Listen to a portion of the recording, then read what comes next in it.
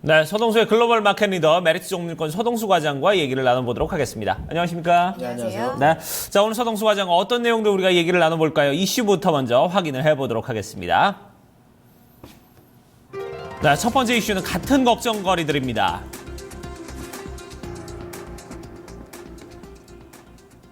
네, 어제만 해도 같은 어떤 이 환호를 좀 냈던 그런 하루였습니다. 전체적으로 글로벌 유동성 장세에 대한 어떤 기대감이 불어넣어졌던 그런 하루였었는데 하루 만에 이 기름값이 또다시 찬물을 껴는 그런 모습을 보여줬습니다.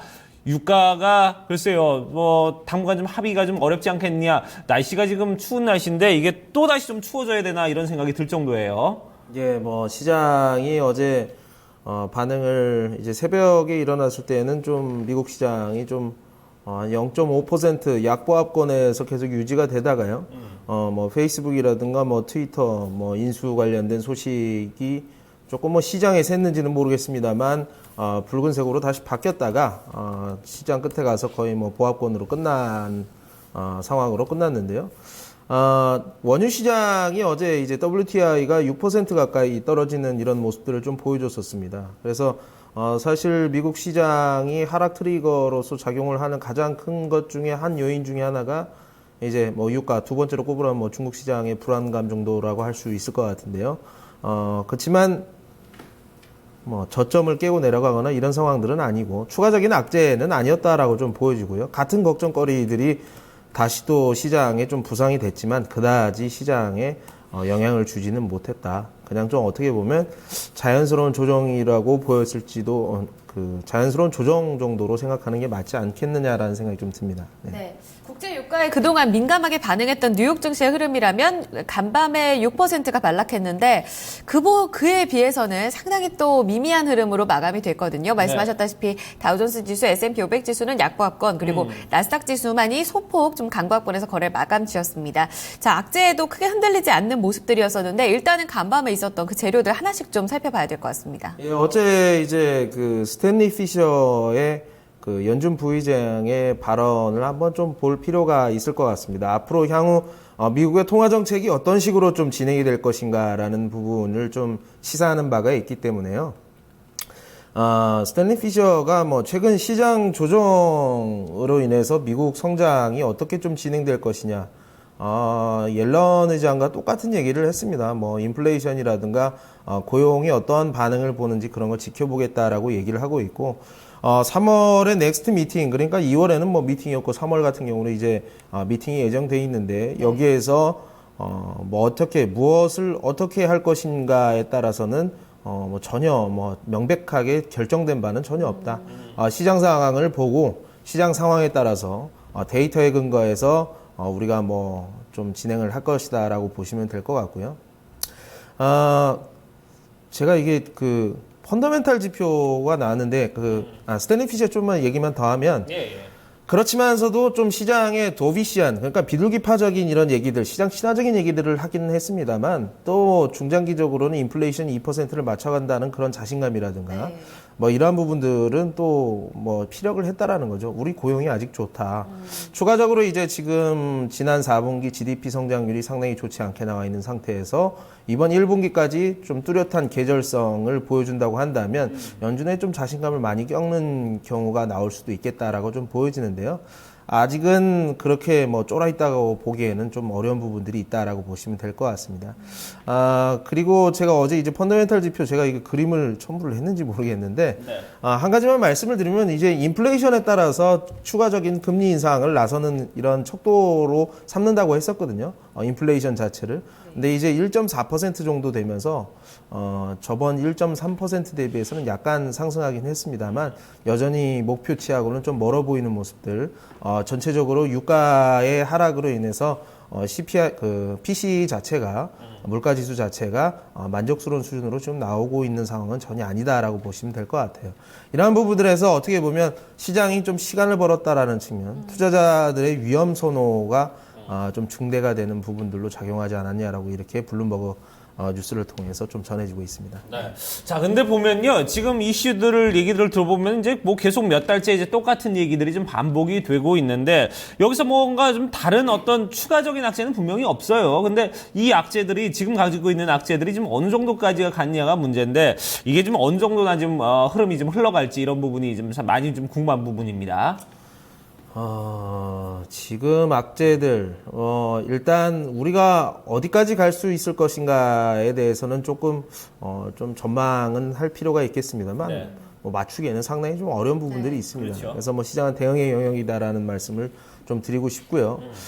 결론적으로 원유 시장이라든가 중국의 추가 하락 여부, 그러니까 위안화, 뭐 조지 소로스라든가 뭐 중국의 위안화의 뭐 절대적인 하락에 대해서 뭐 베팅을 했던 미국 헤지펀드 얘기들을 또 이제 제가 딴 쪽에서 얘기를 좀 듣고 하다 보니까 어쨌든 중국의 위안화 불안이라든가 유가의 불안이 어떻게 보면 계속 남아있는 리스크다라고 보시면 되고요. 네. 이런 것들이 새롭게 다시 작용을 하고 증시를 끌어내리는 데에는 신저가를 가져가야 된다. 위안화가 좀 더 약해지는 국면들, 새롭게 더 약해지는 국면을 보여줘야 되지 시장의 우려를 다시 키울 수 있는 부분들이 아닌가라는 생각이 드네요. 네. 네.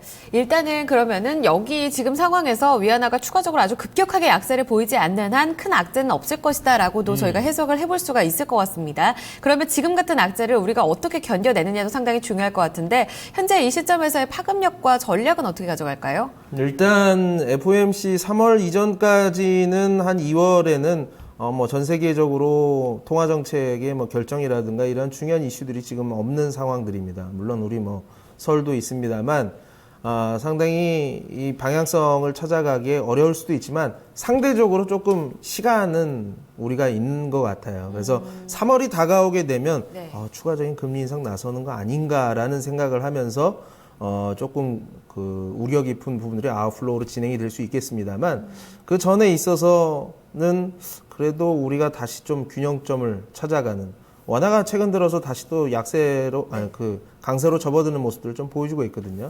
이러한 측면들은 증시에 좀 긍정적으로 일단은 좀 1, 2주간 정도는 충분히 긍정적으로 반응할 수 있다 정도로 좀 정리를 해드리면 될 것 같습니다. 네.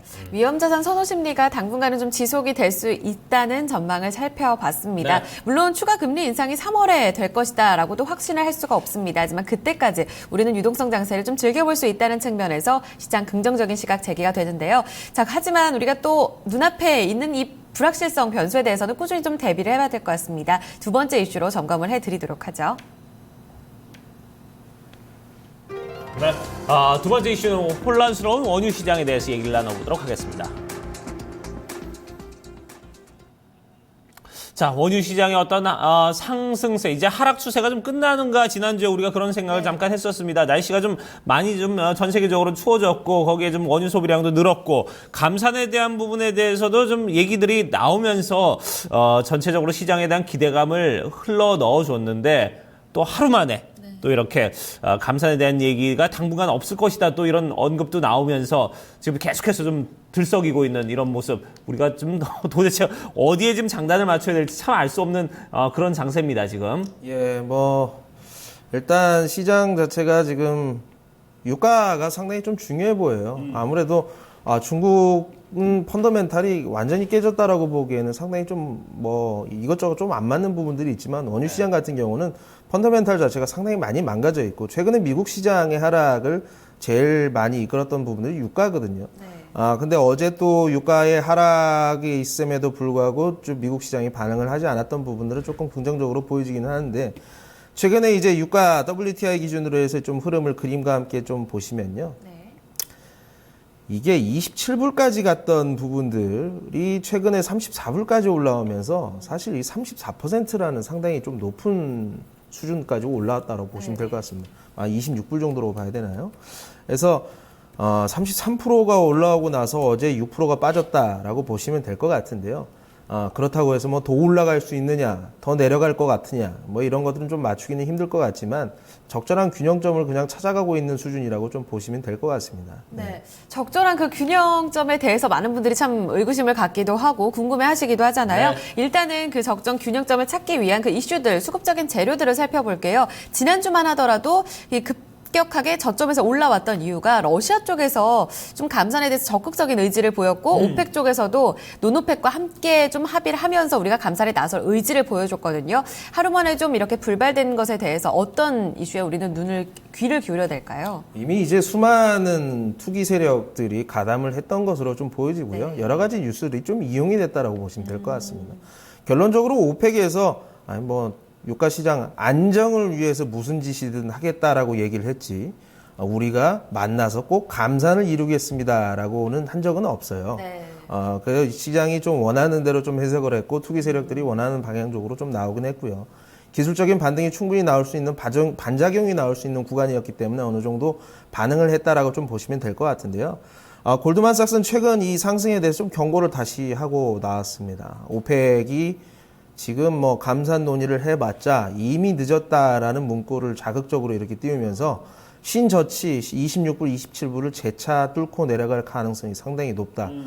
유가 전망에 대해서 20불을 갈 것이다라고 분명히 얘기를 했었었고요. 네. 장기간 공급 부위 시장이 계속 전개가 되면서 전 세계에 있던 석유 저장고가 스탁파일이 스웰링 그러니까 젖어들고 있다. 그러니까 꽉 차가지고 이제 그 공급 우위에 대한 이런 시장의 압력이 계속 좀 어느 정도는 감산이 돼봤자 지속이 될 가능성이 높다. 네. 이러한 시간 동안 다시 저점을 훼손할 가능성이 높다라는 이런 가능성을 얘기를 하고 있고요. 오펙과 논오펙이 5% 감산 기대감 2월 달에 있기는 합니다만 확실한 것은 또 아니다. 희박한 가능성이라든가 이란의 생산을 1월 보니까 월 한 150만 배럴 정도 했더라고요. 우리 오버서플라이가 200만 배럴인데 150만 배럴을 신규로 했습니다. 이제 미국의 원유 수출 이런 것들이 다 지금 반영이 되고 어쨌든 감산 기대감과 좀 팽팽하게 대립을 하고 있는 구간이라고 좀 보시면 될 것 같습니다. 네, 그래요. 자, 지금 좀처럼 지금 기미가 회복할 기미가 지금 안 보여주고 있는 상황에서 기대감과 실망감이 지금 서로 엇갈려 있는 상황입니다. 아무래도 좀 글쎄요, 가장 우리가 좀 일단 모니터를 해봐야 될 부분은 어디서부터 이제 모니터를 좀 시작을 해보면서 쭉 지켜봐야 될까요? 전저점을 깨고 내려가게 되면 그때부터는 또 새로운 영역으로 가고 증시도 새롭게 반응할 가능성이 높기는 합니다만 지금 같은 경우는 감산 기대감도 분명히 좀 어느 정도는 있고요. 그리고 그 반대에서는 실망감이라고 해야 될까요? 이제 올랐기 때문에 더 이상 반응하기 어렵다라고 보는 부분들. 오펙 회의가 얼마나 많았습니까? 네. 자, 감산은 지네가 하겠습니다. 그래서 너가 해라. 감산하는데 우리 감산하자고 모였지만 네가 하자. 이런 식으로 가는 이런 회의가 제대로 될 가능성도 좀 없어 보이기도 하는 것도 사실이고요. 네. 근데 깡통 차기 전에는 분명히 뭔가를 하기는 하겠죠. 그렇기 때문에, 중장기적으로 원유 시장은 안정화되는 부분들, 지금 방향성을 가지고 베팅을 하기는 상당히 좀 어려운 부분들이 네. 있다. 네. 라고 일단은 그림은 그렇게 잡고 있습니다. 네. 네. 그렇다면 추가적인 어떤 재료가 나오기 전까지 펀더멘털의 이슈에 어떤 전혀 다른 그런 전환을 주기 전까지는 일단은 이 같은 흐름이 조금 더 지속이 될 것이라는 흐름입니다. 일단 지난주의 흐름을 정리해 본다면 기술적 반등에 그쳤다고 볼 수가 있겠고요. 여기서 추가 하락의 가능성도 또 그렇다고 해서 추가 급격하게 또 오르지 못할 것이라는 가능성도 없거든요. 이런 부분들을 다 좀 열어놓고 좀 추가적인 추이를 지켜보시는 게 필요할 것 같습니다. 그렇습니다. 저희가 뚜렷한 지금 답을 내드릴 수 없다는 부분은 이거는 시장의 흐름이 그렇다 보니까 시장의 흐름을 좀 종잡을 수 없기 때문에 이런 부분은 여러분들께서 계속해서 좀 그때그때 저희가 알려드리는 대로 좀 대응을 하시는 게 좋지 않을까 하는 생각이 듭니다. 얘기는 여기까지 듣도록 하겠습니다. 지금까지 글로벌 마켓 리더 메리츠증권 서동수 과장과 함께했습니다. 고맙습니다. 감사합니다. 감사합니다.